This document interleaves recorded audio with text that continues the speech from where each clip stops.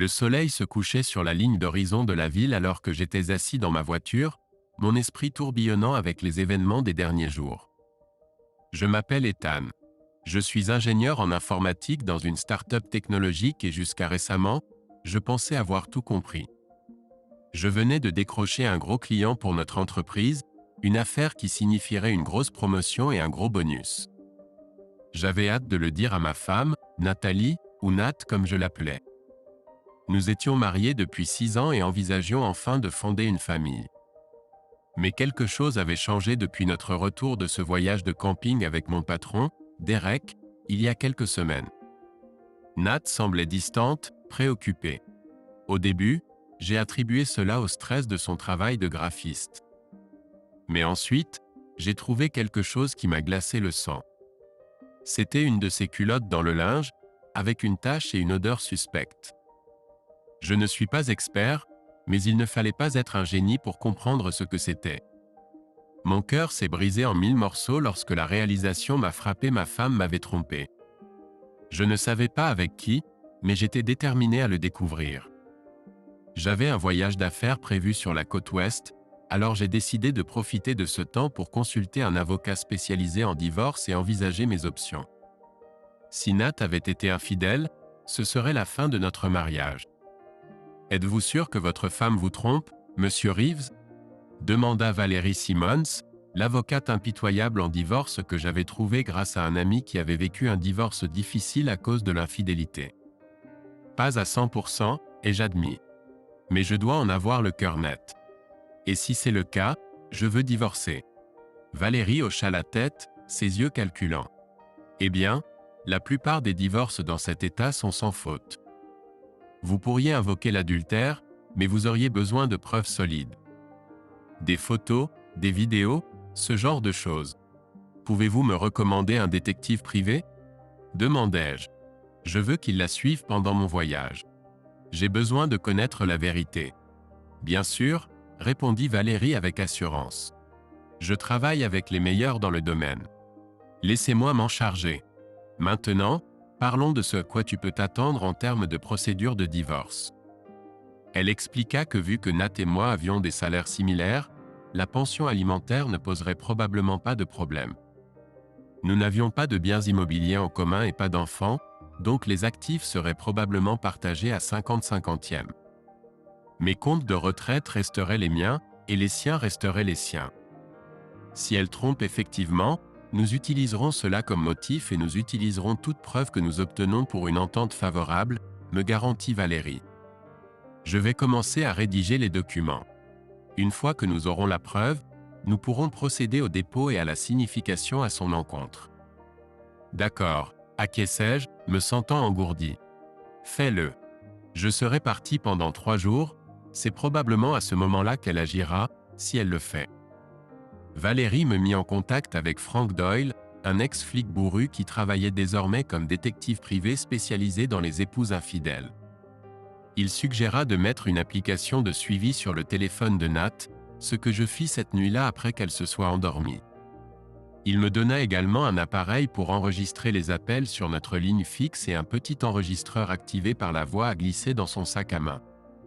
Je détestais devoir recourir à de telles tactiques sournoises, mais je devais connaître la vérité, aussi laide soit-elle. Il y avait aussi d'autres signes, de petites choses que je n'avais pas voulu reconnaître. La façon dont Derek avait commencé à me regarder différemment après le voyage de camping, avec cette expression suffisante, presque compatissante, comme s'il savait quelque chose que j'ignorais. Le matin de mon voyage, Nat me conduisit à l'aéroport. Elle m'embrassa pour me dire au revoir et je promis de l'appeler ce soir-là après ma réunion de dîner. Elle dit qu'elle m'attendrait et me souhaita un bon vol.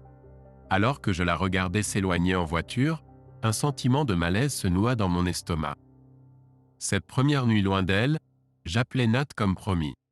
À ma grande surprise, elle mentionna qu'elle avait décroché un petit boulot de serveuse lors d'une fête organisée par Derek chez lui ce soir-là. Un des membres du personnel habituel avait annulé au dernier moment et il lui avait demandé de remplacer.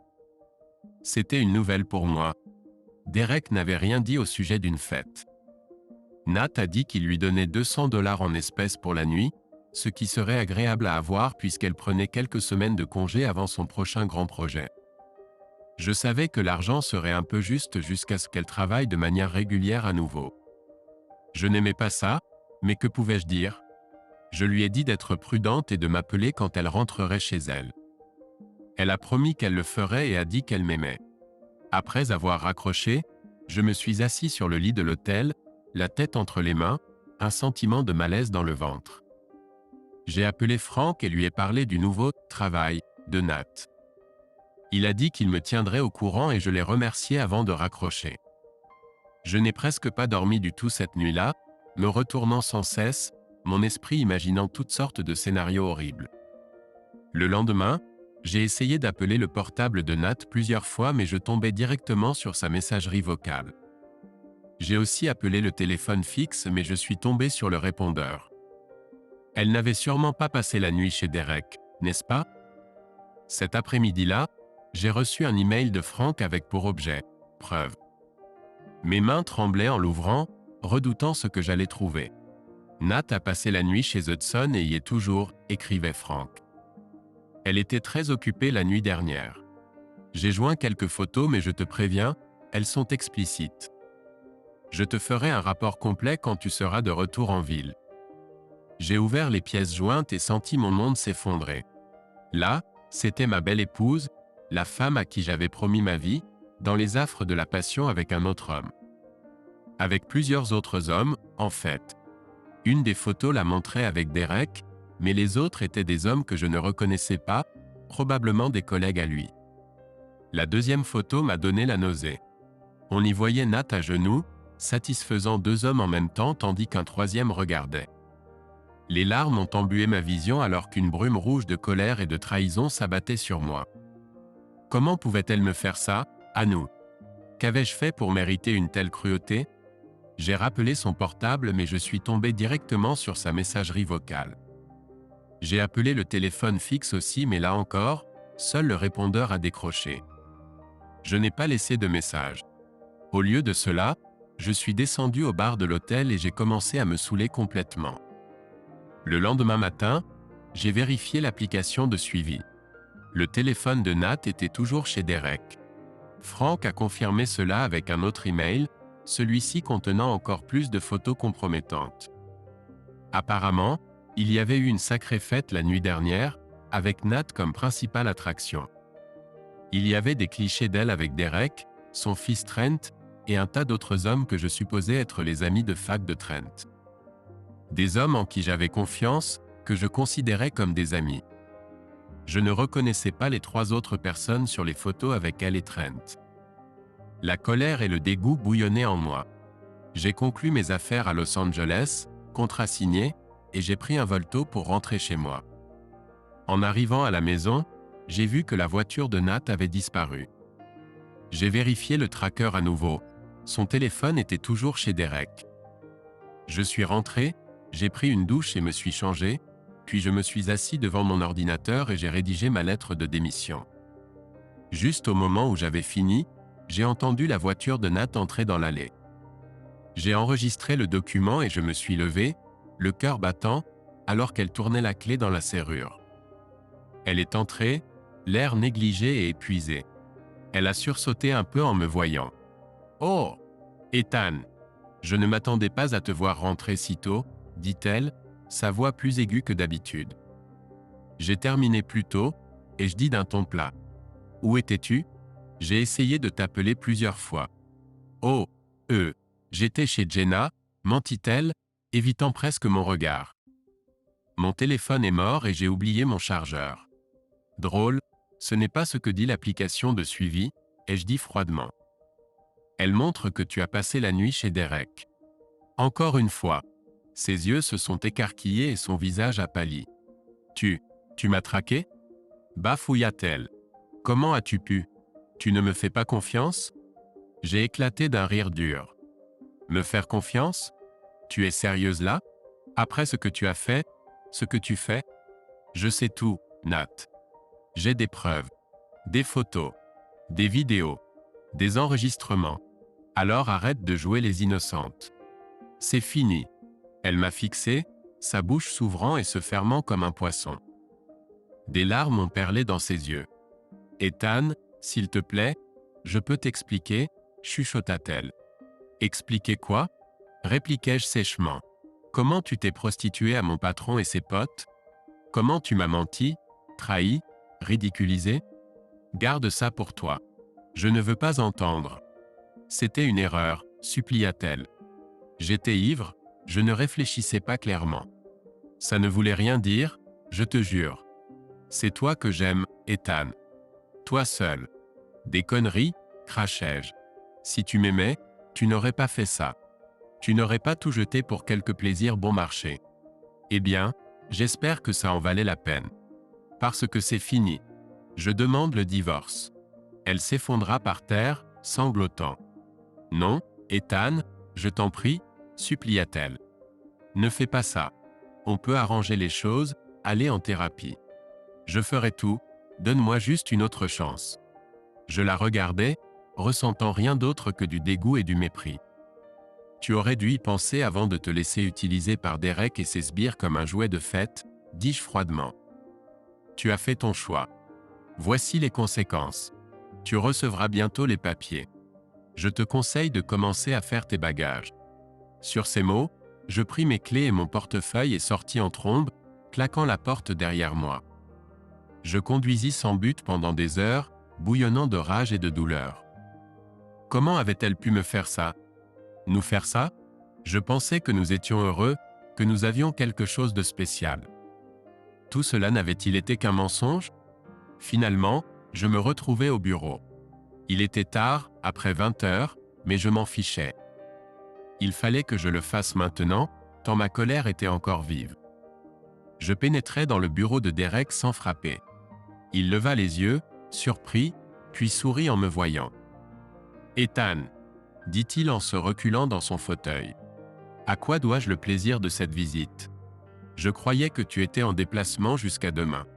Arrête tes simagrées, Derek, grognai-je, en claquant ma lettre de démission sur son bureau. Je sais ce que tu as fait. Je sais pour toi et Nathalie. Depuis combien de temps ça dure? Elle te sautait aussi le soir de notre mariage? » Le sourire narquois de Derek s'élargit en un large sourire. « Ah, donc elle t'a finalement dit, dit-il, ne cherchant même pas à le nier. Et non, nous avons attendu au moins une semaine après ton mariage. Je ne suis pas un monstre complet. Je me suis précipité sur le bureau, l'attrapant par la gorge. Espèce de salaud, rugis-je. Je te faisais confiance. Tu étais mon ami, mon mentor. Comment as-tu pu me faire ça? Derek a réussi à desserrer mes doigts, toujours en souriant. Ne sois pas si dramatique, Ethan, dit-il. Ce n'est que du sexe. Nathalie avait besoin de quelque chose de plus que ta vie ennuyeuse et banale. Quelque chose que seul un vrai homme pouvait lui offrir. Tu devrais me remercier. Je me suis reculé, les poings serrés, me retenant à peine de le rouer de coups. Me remercier? Répétai-je incrédule. Pourquoi? Détruire mon mariage? Ruiner ma vie? Va te faire foutre, Derek. Va te faire foutre, et va te faire foutre, ce boulot. Je démissionne. Je me suis retourné pour partir mais j'ai marqué une pause à la porte. Ce n'est pas fini, je l'ai averti. Tu vas payer pour ça. D'une manière ou d'une autre, tu vas regretter d'avoir posé la main sur ma femme. Derek a juste ri. Bonne chance avec ça, Ethan, m'a-t-il lancé. J'ai l'impression que c'est toi qui vas regretter beaucoup de choses. Passe le bonjour à Nathalie de ma part. Je vais la voir très bientôt. Je suis sorti en trombe, le sang bouillonnant, l'esprit tourbillonnant. J'ai fini dans un bar miteux près du bureau, en buvant du whisky jusqu'à ce que les bords de ma douleur s'émoussent. Mon téléphone vibrait avec des messages et des messageries vocales de Nat, mais je les ai tous ignorés. Elle était morte pour moi maintenant. Le lendemain, je me suis réveillé sur le canapé de mon pote Jason avec une gueule de bois fulgurante et le cœur lourd. La réalité de ma situation m'est tombée dessus et j'ai eu envie de me recroqueviller et de mourir. Mais je ne pouvais pas faire ça. Je devais continuer d'avancer, peu importe combien ça faisait mal. J'ai rencontré Valérie et je lui ai donné le feu vert pour déposer les papiers du divorce. Elle a dit que Nat serait servi dans les prochains jours. J'ai ressenti une satisfaction sombre à cela. Qu'elle ressente ne serait-ce qu'une fraction de la douleur et de l'humiliation qu'elle m'avait causée. Je me suis lancé corps et âme dans mon travail, déterminé à construire ma propre entreprise de zéro. J'ai appelé un ancien collègue, Hayden, qui essayait de me recruter depuis des années pour travailler avec lui. J'ai exposé ma vision et il a adhéré immédiatement.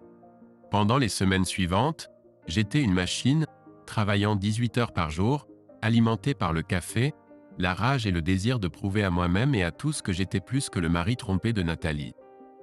Je dormais à peine, je mangeais à peine. Jason et quelques autres amis ont essayé de me faire ralentir, de me parler, mais j'ai balayé leurs inquiétudes. Nat a continué à essayer de me contacter mais j'avais bloqué son numéro et son email. Valérie a dit qu'elle ne contestait pas le divorce, ce qui a facilité les choses. J'ai demandé à Franck de la surveiller et les rapports que j'ai reçus m'ont retourné l'estomac. Elle continuait à voir Derek, à faire la fête avec lui et son groupe. Je ne pouvais pas comprendre. Comment la femme douce et aimante que j'avais épousée avait-elle pu se transformer en cette créature dégradée et sans vergogne? Avait-elle tout simulé? L'avais-je vraiment connue? Les questions me hantaient mais je n'avais pas de réponse. Environ un mois après avoir entamé la procédure de divorce, j'ai reçu un appel de la mère de Nat, Diane. Nous avions toujours été proches et mon cœur se serrait à l'idée de perdre ma relation avec elle et le père de Nat, Bill. Ils avaient été comme des seconds parents pour moi. « Ethan, mon chéri, comment vas-tu » demanda Diane, sa voix empreinte de préoccupation. « Ça va, j'ai menti. J'essaie juste de rester occupé, de ne pas penser à tout ça. » « Et vous, comment allez-vous, toi et Bill » Diane soupira. « Oh, nous sommes dévastés, dit-elle. Nous ne comprenons pas comment Nathalie a pu faire ça. Ce n'est pas du tout son genre. Elle t'aime tellement, Ethan. Je le sais. J'ai avalé difficilement, les larmes me piquant les yeux. Moi aussi, je le croyais, et je dis d'une voix rauque. Mais je suppose que nous avions tort tous les deux.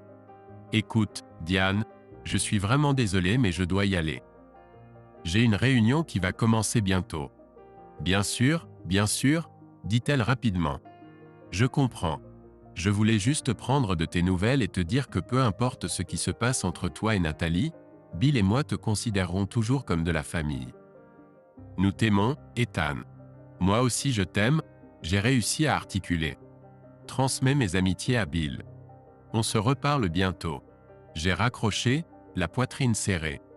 Au moins je ne les avais pas perdus, même si j'avais tout perdu d'autres.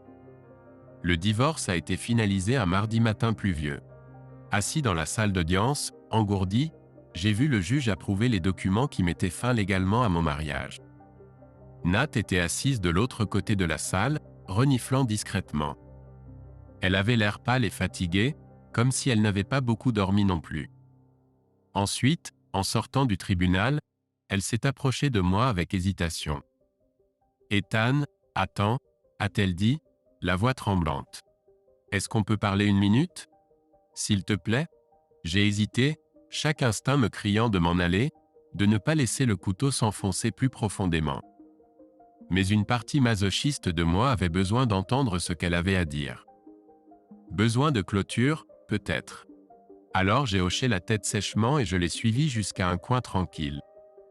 Je suis désolé, elle a chuchoté, les yeux rouges et gonflés. Je sais que ça ne suffit pas, mais je le suis. Je n'ai jamais voulu te faire du mal, Ethan. Tu dois le croire. Mais tu m'as fait du mal, j'ai dit d'un ton plat. Plus que je n'aurais cru possible. Je t'aimais, Nat. Je te faisais confiance. Et tu m'as trahi de la pire des manières imaginables. Désolé ne suffit pas. Elle a tressailli comme si je l'avais giflée. Je sais, elle a dit misérablement. Je me déteste pour ce que j'ai fait. J'étais faible, stupide et égoïste. Je me suis laissé emporter par l'excitation, l'attention, l'excitation. Mais ce n'était jamais à cause de toi, Ethan. Ce n'était jamais parce que tu n'étais pas assez. J'ai ri amèrement. Vraiment ? Si j'avais été assez pour toi, Nat, tu n'aurais pas couché avec la moitié de la ville dans mon dos. Tu ne m'aurais pas menti en face, tu ne m'aurais pas ridiculisé. Non, c'est sur toi. Pas sur moi. Des larmes coulaient sur son visage. Tu as raison, elle a dit.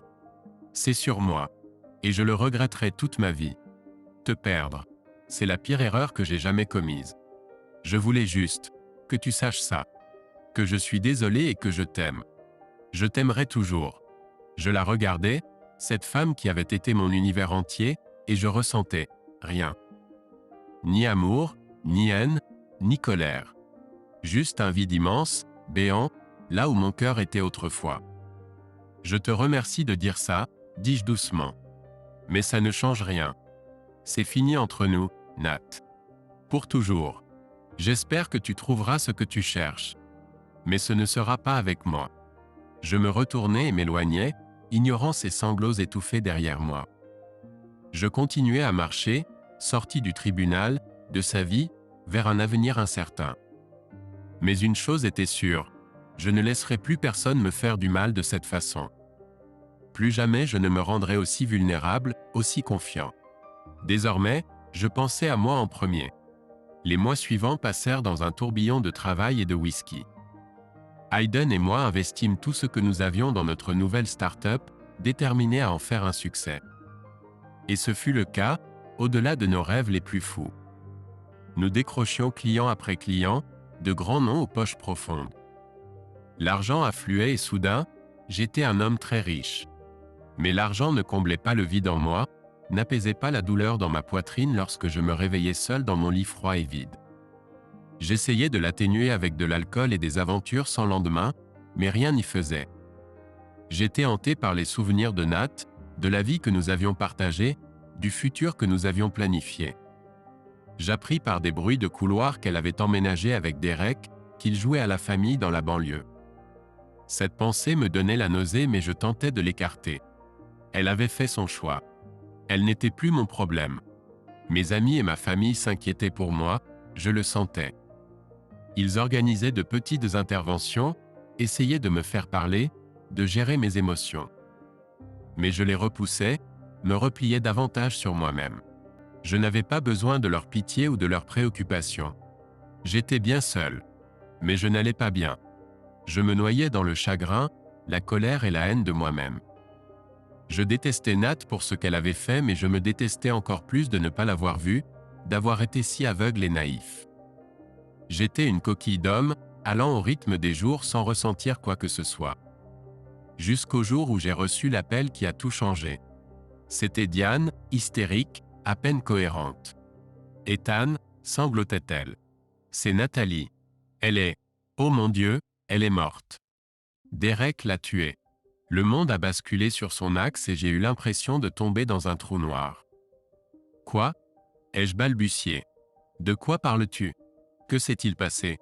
À travers ses larmes, Diane m'a raconté toute l'histoire sordide.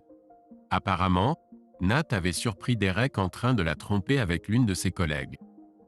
Ils avaient eu une énorme dispute et Derek, dans une rage folle, l'avait battu à mort avec un club de golf. Il était maintenant en détention, accusé de meurtre.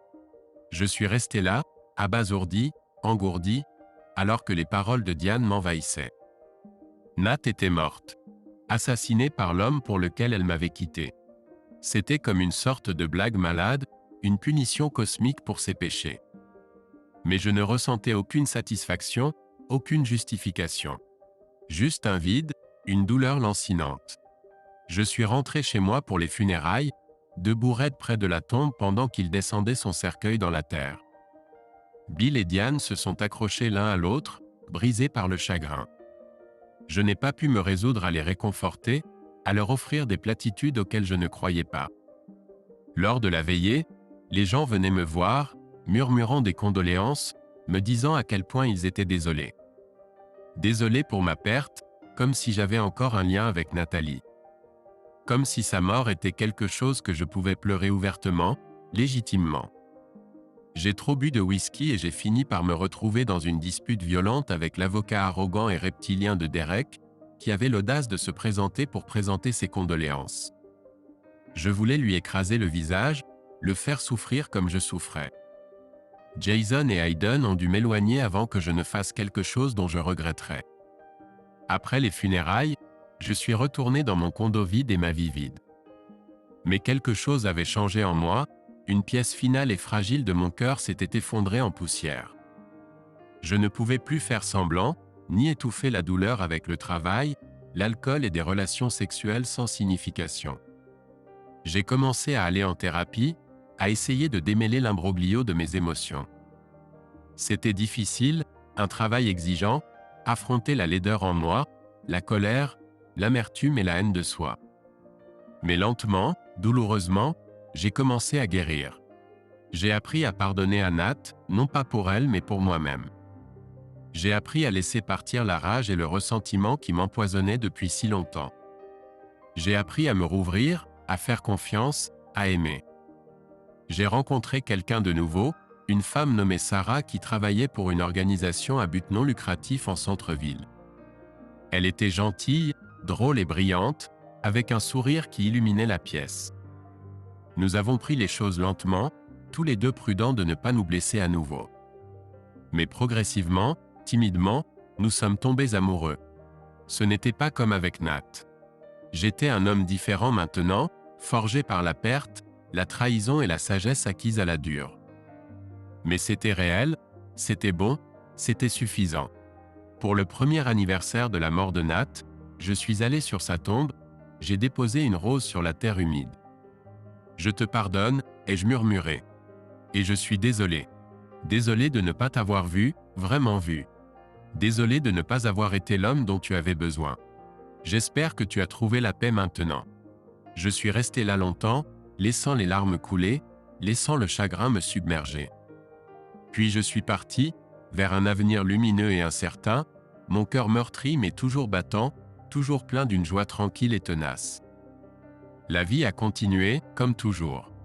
Hayden et moi avons vendu notre entreprise pour une somme indécente et j'ai pris du temps pour voyager, pour réfléchir à ce que je voulais faire ensuite.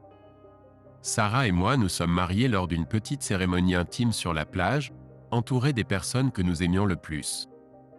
Nous avons connu des hauts et des bas, comme tout couple, mais nous les avons affrontés ensemble, en nous appuyant l'un sur l'autre, en apprenant et en grandissant, en riant en chemin. Nous avons eu une petite fille aux yeux verts de Sarah et à mon menton obstiné. Nous l'avons nommée Espoir, car c'est ce qu'elle représentait pour nous, un symbole de toutes les bonnes choses encore à venir.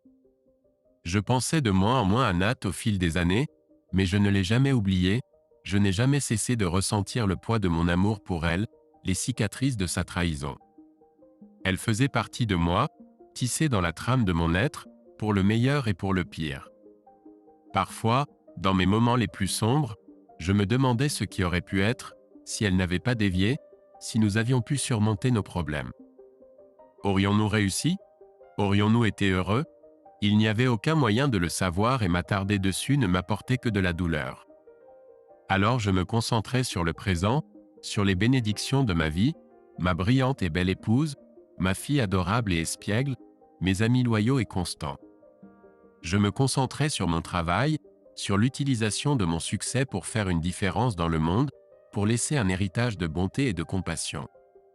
Et lentement, sûrement, j'ai trouvé une certaine paix, une certaine satisfaction. Je ne serai jamais le même homme naïf et optimiste que j'avais été auparavant, mais j'étais maintenant plus sage, plus ancré, plus reconnaissant pour les bonnes choses de ma vie. Il y avait encore des moments sombres, bien sûr. Des moments où la vieille colère et la douleur refaisaient surface, où je sentais l'écho du fantôme de Nat dans mon cœur. Mais j'avais appris à vivre avec ces sentiments, à les reconnaître sans les laisser me contrôler. J'avais appris que la guérison n'est pas une destination, mais un voyage, un chemin sinueux plein de détours et de virages inattendus. Et j'étais reconnaissant pour chaque pas, pour chaque pouce de progrès difficilement acquis. Pour le 5e anniversaire d'Espoir, nous avons organisé une grande fête dans le jardin, tous ses petits amis courant en princesse et en super-héros. Je me tenais sur la terrasse, regardant Sarah poursuivre notre fille à travers l'arroseur, toutes les deux hurlant de rire. Et j'ai ressenti une soudaine et écrasante vague de gratitude, de joie si intense qu'elle m'a fait verser des larmes. C'était ma vie maintenant, désordonnée, compliquée et belle.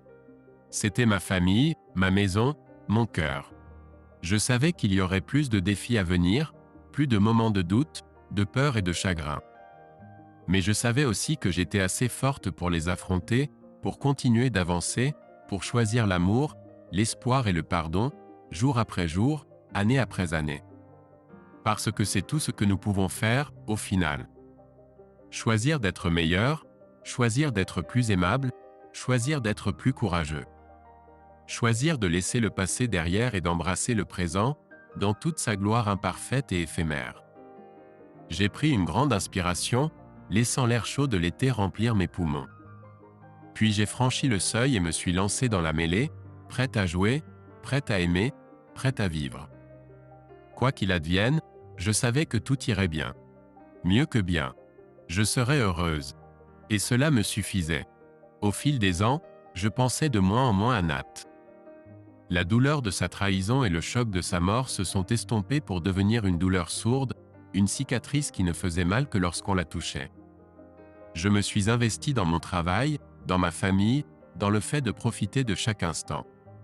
Hayden et moi avons lancé une nouvelle entreprise, un incubateur technologique qui soutenait des startups prometteuses avec de grandes idées et des cœurs encore plus grands. Nous voulions utiliser notre succès pour rendre le monde un peu meilleur, un peu plus lumineux. Sarah et moi avons connu des hauts et des bas, comme tout couple, mais notre amour n'a fait que se renforcer, devenir plus profond, plus inébranlable chaque jour qui passait.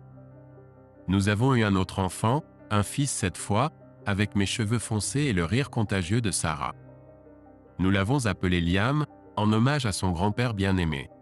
Hope est devenue une jeune femme brillante, indépendante et passionnée de justice sociale, avec un sens de l'humour redoutable. Parfois, elle me rappelait tellement Nat, dans sa façon d'incliner la tête quand elle réfléchissait, dans sa façon de danser avec abandon quand sa chanson préférée passait. Mais elle était aussi sa propre personne, audacieuse, courageuse et authentique. Liam était le sensible, le rêveur, toujours le nez dans un livre ou la tête dans les nuages. Il avait une âme d'artiste et un esprit de philosophe, toujours en quête, toujours cherchant, toujours s'efforçant de comprendre le monde et sa place en lui. Je les aimais tous les deux si passionnément, si complètement, que parfois cela me coupait le souffle. Ils étaient ma raison d'être, mon étoile du Nord, mon ancre dans la tempête. Quant à Derek, il pourrissait en prison, sa vie autrefois enchantée réduite en cendres. Je n'éprouvais aucun plaisir devant sa souffrance, mais je ne parvenais pas non plus à ressentir de la compassion pour lui. Il avait fait ses choix, tout comme Nat avait fait les siens. Tout comme j'avais fait les miens.